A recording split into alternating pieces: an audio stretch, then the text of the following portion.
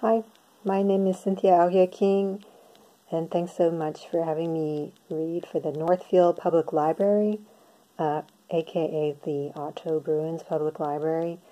I was going to read last spring, but I was under the weather the day I was supposed to come, and now we've gone virtual for the reading, so thank you so much to Aubrey for having me. I'm going to read from my book called Futureless Languages.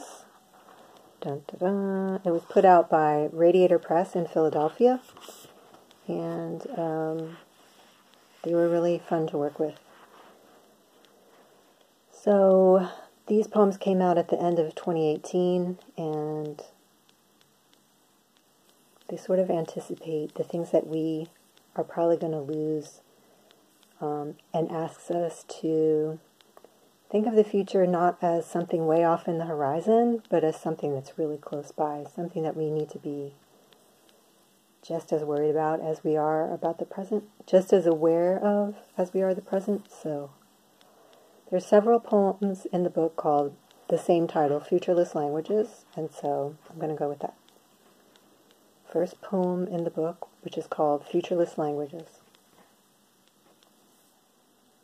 It seemed endless, and then it didn't disappear, but there was no way to look it in the face.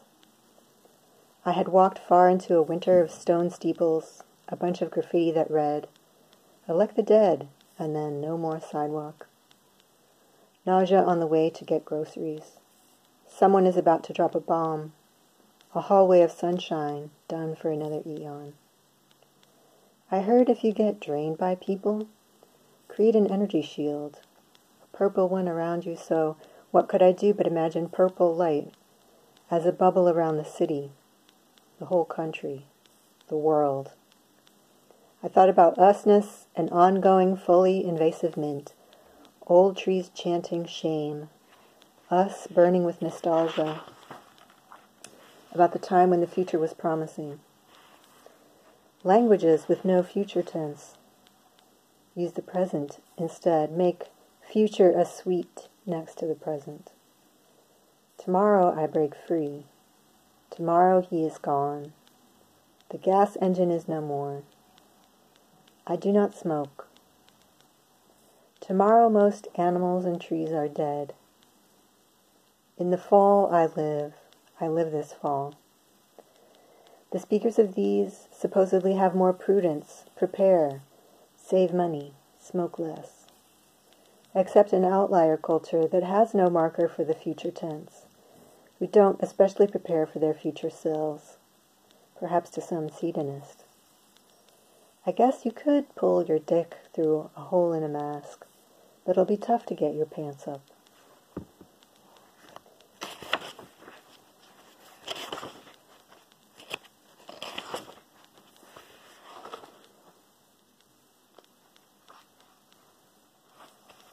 Lobster.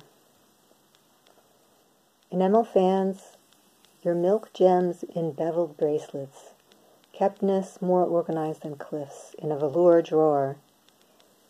Peace long feelers, still sweetness weighed down indecision and teal satin. Chef Bourdain in a tux stands in the corner, ready to suggest that I meet him in an alley with a pot of boiling water, green going gold. I said I don't really eat what is not even given a knife through the head, as per the word humane, that once had a market price of dregs. In the murk, personal frontier, a screen, but ambition to go out isn't fair. I recall segments, the din of the whole armor, circumspection reached daily, 2 emojis clanking in a battle. Lobster, I have important griefs and ways of passing unperceived to discuss with you. Bridge of used vases you know better, all the disappearing petals bursting and fading. This will be your story broken like back porch light on a piece of infrastructure.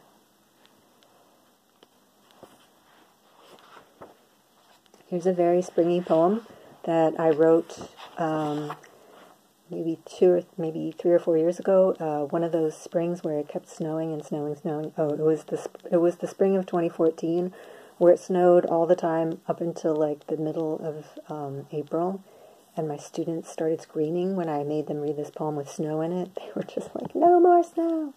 Okay, first song of the New Winters. Here comes the magic voice, that precipice of spring that rides us hard.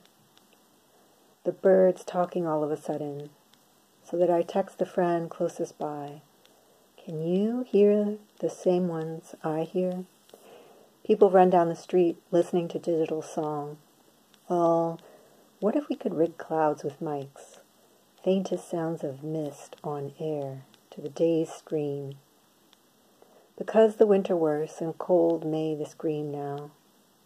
Because do nothing but roll with on the interrupting mattresses of snow. Because even now I walk toward the window first thing and the clean warm roofs do their dream snow through the blinds. What delay the spring sings, messy warnings as long as this light that lasts into cold. Nothing else to do but back up into literature. The character with the blue linen shirt, mine close, who says something perfect about the air, better than something that got loose of an extreme, teeming biomass, the man on the actual street and the actual experience. Waiting for the voice. The pissed-off crocuses pushed through in January, now coming back through, may have feelings about it. Blood rage of plants. The voice says, can you hear that?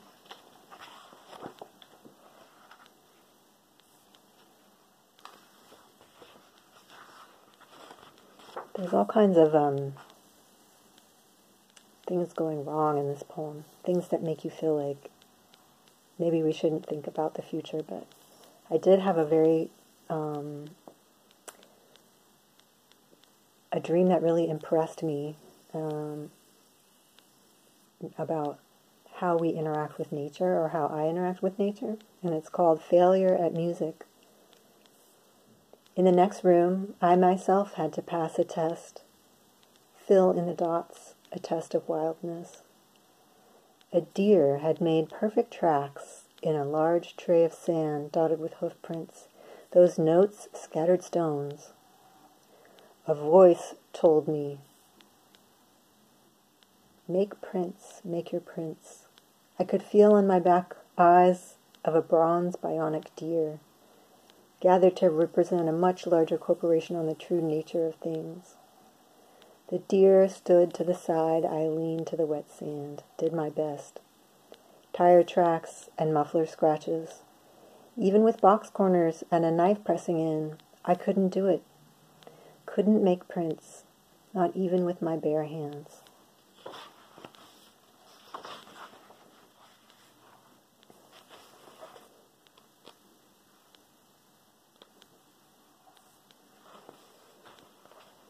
Two kinds of forgetting. Another good poem for the day after the 50th Earth Day, which is when I'm recording this. Two kinds of forgetting. You sit reading a novel written by a man on the other side of the world, and you eat cod for dinner. I say the novel and cod are the high life, and you say you would rather swim with fish underwater. Winter came back after a week of blossoms, and I am caught without a coat. An iced weeping willow by the highway looks like someone threw tinsel at oblivion. You dream small fish in the shape of a big fish. You're also a fish. Nothing but tuck and roll. Flashing in the depths, these horse chestnuts have dropped their leaves, and I consult an atlas indoors about when their small green hands will appear. You post a video of an underwater wall overgrown with kelp. Murakami writes another novel by instinct. Pines keep their needles in a process wordless and restless. I feel it's best for nature to not set foot there. Forgetting settles into surviving. You go outdoors, I go indoors, where everyone's watching the game or putting an apple in plastic.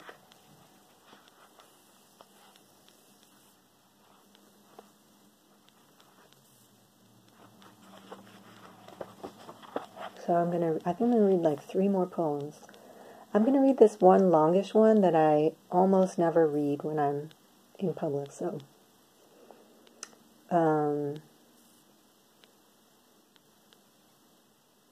yeah, it's called Saga. After every party at my house, every dinner with relatives, after each meeting or a lesson I'm not sure how to teach, I announce to no one, well, no one died. In this case, I'm not sure what joke to make, everything good so legislated to be crushed. I am not interested in trying the seafood. Early on, had never considered a political party or marriage. Had not considered until now the birds panting to death in the heat. Did what any part Mongolian, part Sami person would do, and went northward in summer to Iceland, green, white, and black. Tourists laugh all down the highway to the landscape so operatic it hurts. The lake illuminated by low sun at 11 p.m. Tourists die there, not reading the signs, or we fall from cliffs while finding a better view.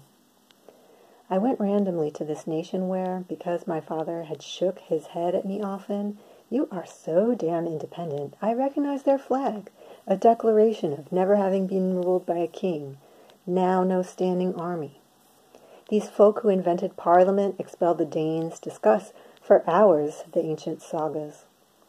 My fellow Americans say aloud, don't these people believe in paper towels? Today, instead of speaking Icelandic, a language so little changed by 10 centuries that a computer is called a number witch and a tank a crawling dragon, Icelandic teens speak English to each other because it's easier. I say to an Icelandic woman, you know, that's the inequality between black and white people. And she says, hiding on her face, that she knows, white person, what is that? As many guns as us per capita, and hold breath, 2 murders per 330,000 people in a year. Their cartoonist reindeer defeats an entire army. From the top of its head, a small sunset shoots red signals about the end of things, and topples each armed man. Pain, in fact, is the beginning of something. The Icelanders held up knithing poles draped with the heads and hides of sheep or cod at corrupt bankers in 2009, banged pots and pans at them. They lucked out. Who knows what would have happened if they'd taken over an inhabited island? Yet from their country I saw the angry scribble of my country, that other Americans and I spoke so freely outside home. To walk outside at midnight with 0 fear. No tank, no flame could touch that. To souvenir an imperfect but more actual freedom. To hear a language that came back into use from the villages after a colonizer's language was pushed out. To hear something old, ethereal, musical from every person's mouth. To turn a bright thing over in the mind. The way a poem gets repeated to oneself again and again.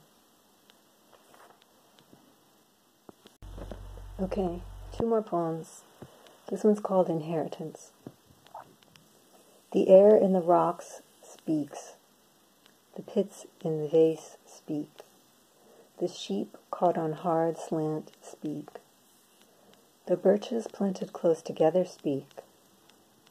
The trout speak blue. The lake speaks the wind, and the wind speaks the turns, and the turns speak nails. The poet speaks the words bare shirt, and the bare shirt says, I also mean without armor. His axe spoke about deprivation and graffiti and mold. His blood speaks on the rocks, and the lava speaks about building new land with your rage. The rage speaks in lightning and bats, and the bats speak sonar, which speaks laughter through the halls of Hekla, whose speech makes the kettle swing. Their hair howls in whorls that ask for raw egg, that ask for hands, or to slide in a jar. The jar speaks of rain separating from mud. The jar nails and vials, horns and clover, dots from light. And the pattern speaks of a mother now broken, and the mother speaks green gold, which might be a fresh mother itself. Speaking of wool, and the wool speaks of late afternoon. Okay, one more poem.